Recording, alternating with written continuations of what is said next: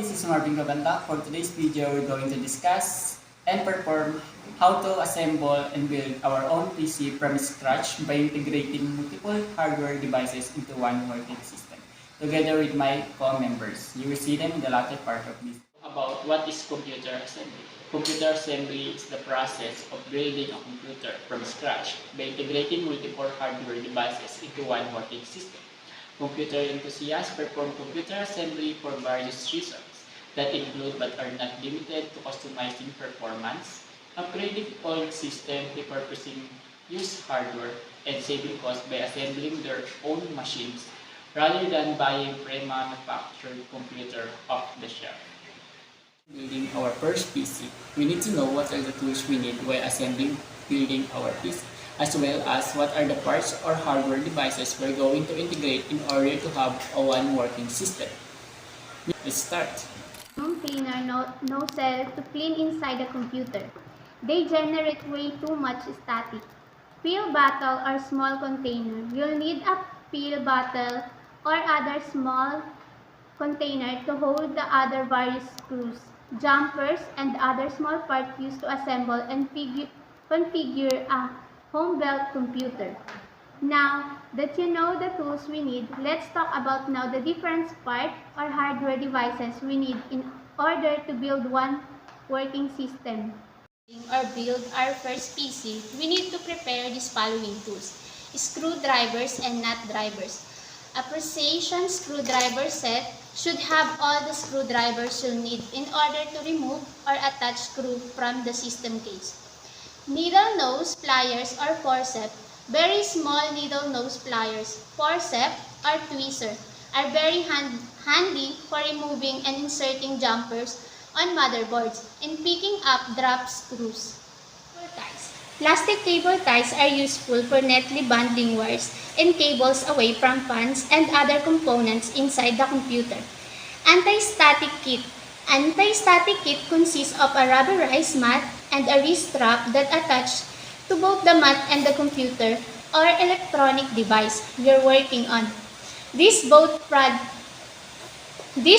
protects the equipment from static damage and protect your tabletop from scratches. Compound. Heatsink compound improves the thermal efficiency of heatsink and improves cooling. It's sometimes included with processor fans or heatsink, but may also be purchased separately.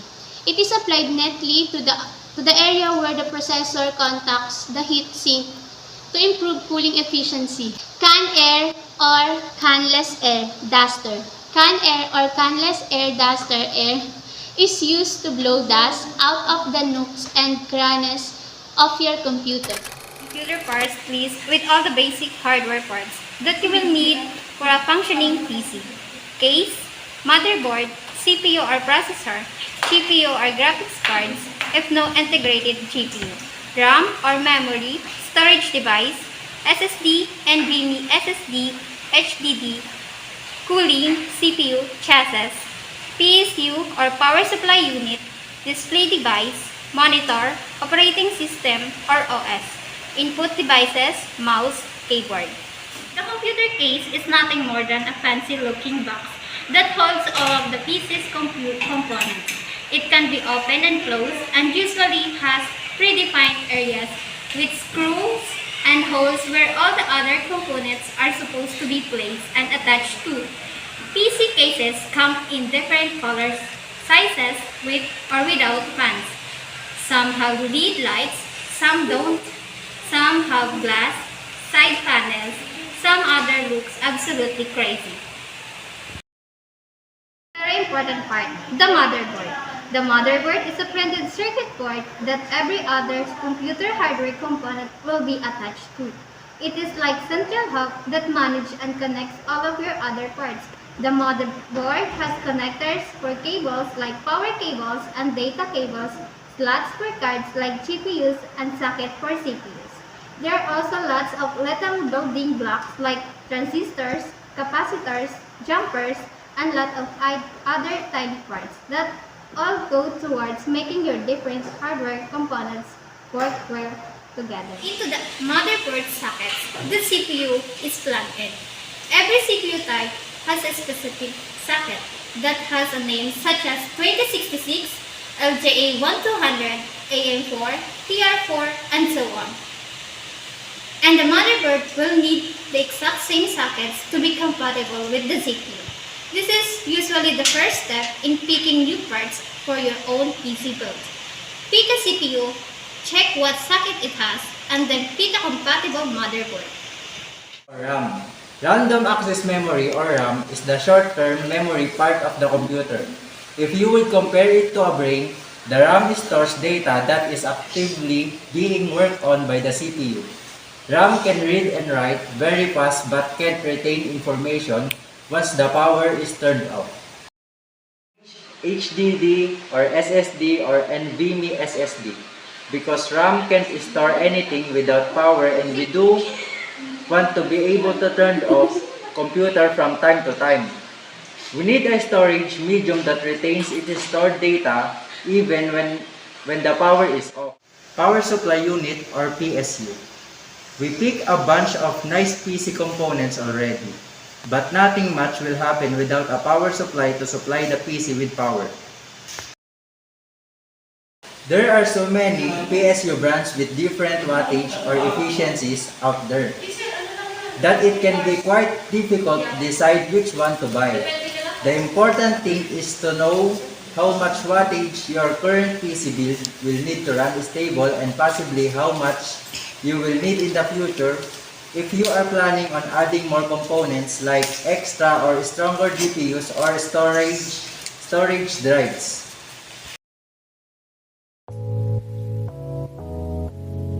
Remove the side panel of the case.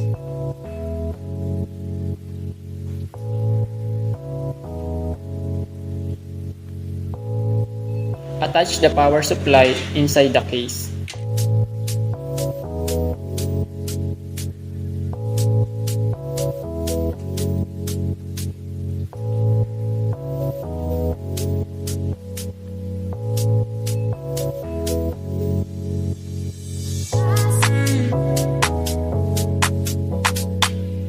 CPU and the heatsink are already attached on the motherboard. The last part that we're going to attach on the motherboard is RAM. First, gently align the notch of the RAM on the RAM slot on the motherboard. Press it, and then there you go. You have installed the RAM on the motherboard. Motherboard inside the system case.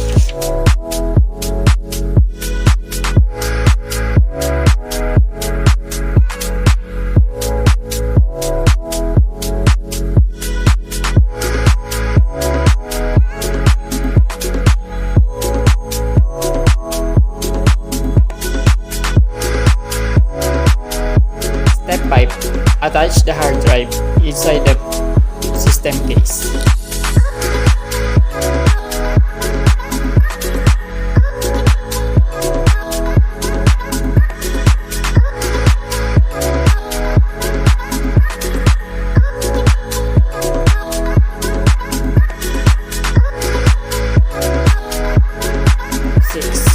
Attach the optical drive inside the system case.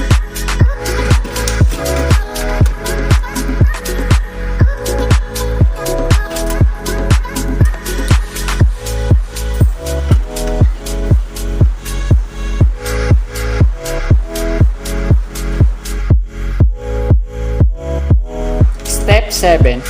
Attach the SATA cable from optical drive to motherboard and from hard drive to motherboard.